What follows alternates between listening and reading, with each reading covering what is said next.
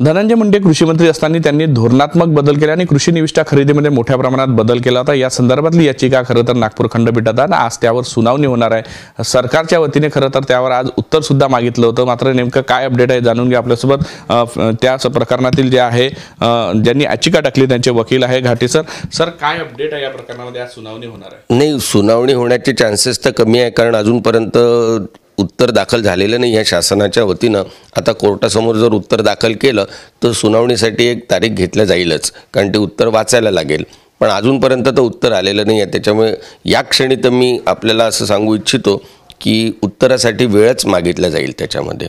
कुठेतरी अजून तारीख यामध्ये सध्या समजा दिली जाईल अशा पद्धतीचं परिस्थिती दिसते, कारण की उत्तर जर असेल तर ते एक दिवसा अगोदर तुम्हाला मिळतच असतं। बरोबर आहे, एक दिवस आधी आम्हाला मिळतच असतं किंवा आम्हाला इन्फॉर्म केलं जातं की आम्ही आज उत्तर दाखल करणार आहे, पण ते अजूनपर्यंत काहीच चर्चा नाही। त्यामुळे उत्तराबद्दल काही ठोस स्टेप्स घेतलेल्या नाही आहे शासनाच्या वतीनं असं वाटतं।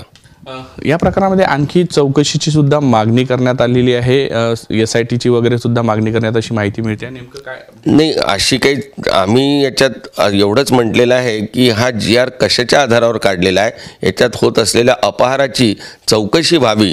शासकीय पैशांचा अपहार जो होत आहे त्याची निष्पक्ष चौकशी व्हावी अशी आमची विनंती आहे कोर्टाला, GR रद्द करून। आज जर उत्तर दिलं नाही म्हणजे आणखी पुढची तारीख दिली जाईल की नेमकं काय होणार आहे? कारण की कोर्टाचा एक प्रकारे वेळ वाया गेलेला आहे, समजा हे 15 दिवस दिले होते। हो, कोर्टाचा तर वेळ वाया गेलेलाच आहे आणि शासनाला अपेक्षित होतं की त्यांनी कॉन्क्रीट उत्तर द्यायला हवं होतं, पण ते न दिल्यामुळे शासनाला हाही एक पर्याय उपलब्ध आहे की तो जो GR आहे ज्याच्या अनुषंगानं शासन 105 करोड रुपयाचे स्प्रे पंप विकत घेणार होते, ते शासन GR मागे पण घेऊ शकतं जर त्यांना असं वाटत असेल तर। याच्यासाठी पण कदाचित त्यांना धोरणात्मक निर्णय घ्यायला वेळ हवा असेल शासनाला, माननीय अधिकाऱ्यांना आणि मंत्री महोदयांना। याकरता पण ते वेळ मागू शकतात कोर्टाला। यामध्ये कुठेतरी उत्तर सादर करण्याची नेमकी जबाबदारी कोणाची होती सरकारच्या वतीने जरी असली? कमिशनर ॲग्रिकल्चर डिपार्टमेंट आणि सेक्रेटरी ॲग्रिकल्चरल मिनिस्ट्री या दोघांची जबाबदारी आहे याच्यात उत्तर दाखल करायची। राज्य सरकारला जर समजा असा बदल करायचा असेल धोरणात्मक, जसं तुम्ही म्हणताय म्हणजे करू शकता, त्यांच्याकडे पर्याय आहे, तर त्यांनी त्याबद्दल सुद्धा कोर्टाला कळवणे अपेक्षित आहे की नेमकं कशी?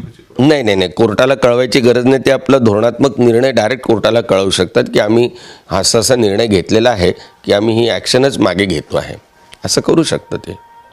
या सगळ्यामुळे आता पुढची तारीखीवर स्पष्ट होईल की आज होणाऱ्या सुनावणीतून काही स्पष्ट होऊ शकतं नेमकं काय होईल? नाही, आज तर उत्तर दिलं नसल्यामुळे त्याच्यात पुढील तारीखच मिळेल आहे। आज काही इफेक्टिव्ह हिअरिंग होईल असं काही वाटत नाही। नक्कीच हे होते खरं तर याचिकाकर्त्यांचे वकील घाटे सर। त्यांनी सांगितलं आहे की आतापर्यंत सरकारच्या वतीने ज्यांची जबाबदारी होती त्यांनी उत्तर सादर केलेलं नाही। धनंजय मुंडे यांनी धोरणात्मक बदल केला होता, त्यामुळे सरकारकडे हा एक पर्याय आहे की त्यांनी धोरणात्मक निर्णय जो घेतला होता तो रद्द करू शकता। मात्र कोर्टापुढे आज नेमकी काय माहिती समोर येते आणि या याचिकेत पुढच्या प्रक्रिया काय असणार आहे हे सगळं आता पाहावं लागणार आहे। व्हिडिओ जर्नलिस्ट सौरभ बोलेसह पराग डोबळे, साम TV न्यूज, नागपूर। देश विदेशातील प्रत्येक घडामोडींचे लाईव्ह अपडेट मिळवण्यासाठी आता साम टीव्हीच्या सर्व सोशल मीडिया प्लॅटफॉर्मला लाईक, फॉलो आणि सबस्क्राईब करा। तसंच सर्व नोटिफिकेशनसाठी बेल आयकॉन प्रेस करायला विसरू नका।